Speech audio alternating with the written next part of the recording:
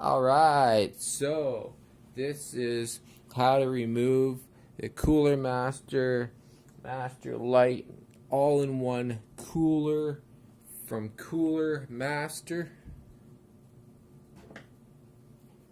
by Tefen of Tefen's Tech. Yeah.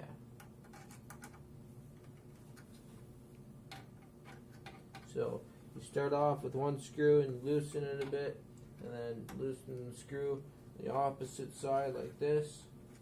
Make sure to remove the pump from whatever fan header you have it plugged into. Once that one's loosened, then move on to another screw that you haven't loosened, and then do the opposite side.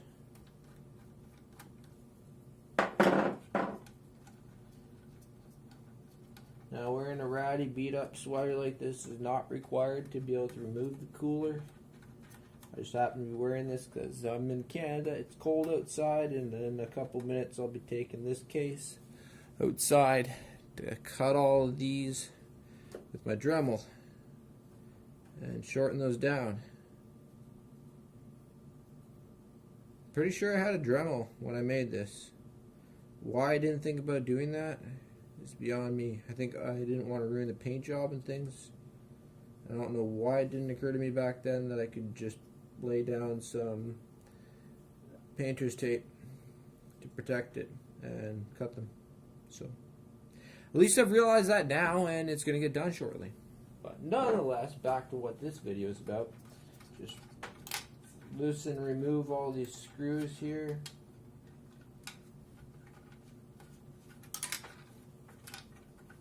Make sure your computer's been fully turned off and power supply turned off and all that stuff.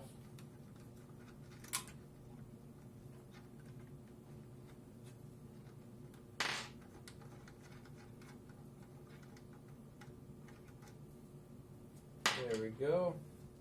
And now you can carefully remove the water block and pump. And then also remove radiator. There we go. And then you'll want to take either a spare microfiber cloth that you don't mind throwing out after, like a cheap one or something, and some isopropyl, and remove this, or sometimes use like some decent quality napkins that won't fall apart. So take that thermal paste off there. Oh wow. Cannot believe I just called it thermal paste, because that's like a pet peeve of mine. I just don't like the term, because this wasn't originally what you're supposed to call that stuff. It's thermal interface material, TIM, or thermal compound. But thanks to a bunch of technicians in the 90s, typical computer building people and sales people, whatever, started turning around and calling it thermal paste, and then it spread on, and now so many people just call it thermal paste these days.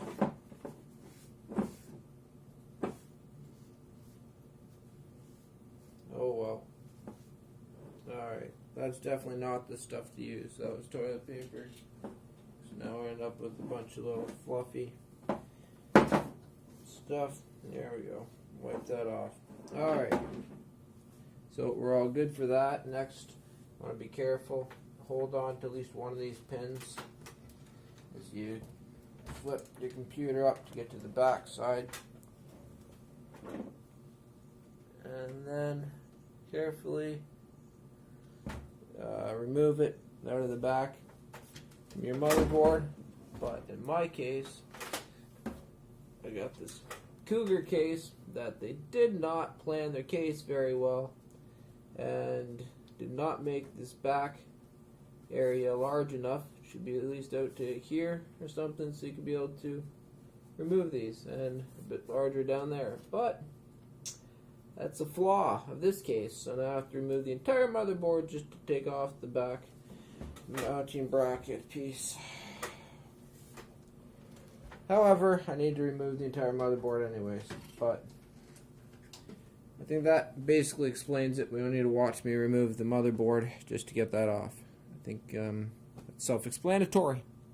So, 5 minutes later, and a bunch of chit-chat. I hope you enjoyed this quick tutorial on how to remove an all-in-one cooler. I guess it's pretty much standard for any all-in-one cooler. It didn't have to be the Cooler Master Lite 120. No, Cooler Master MasterLiquid Lite 120. Yeah. Anyways, it's a pretty great little cooler. It's gotten some decent temps with it so far. It's worked fairly well. The pump block is a little bit large, but I think that's good because it probably means that there's a more decent pump in there to actually push the liquid better than some other cheaper coolers that I've seen, or at least cheaper quality. Let's see, the way the hosing is good so that it doesn't kink. Fairly thin tubing though, so I'm not sure how that plays into factor. And one thing I did like that I point out is that you can be able to drain it, but refilling is a little bit more complicated. You need the right tools and things to be able to inject into it with your liquid, but at least it's serviceable to some extent. So that's definitely better than completely sealed units. So, and in case you're wondering, like, why is the sticker off and it looks like it's already been serviced, that's because it has. So, yeah. Anyway, I hope you enjoyed watching. Make sure to go visit Tefen.ca and tefenstech.com. Check out our links to our social media and some of our other content, some of my other content. Yeah. Alright. Thanks for watching. Have a very happy day.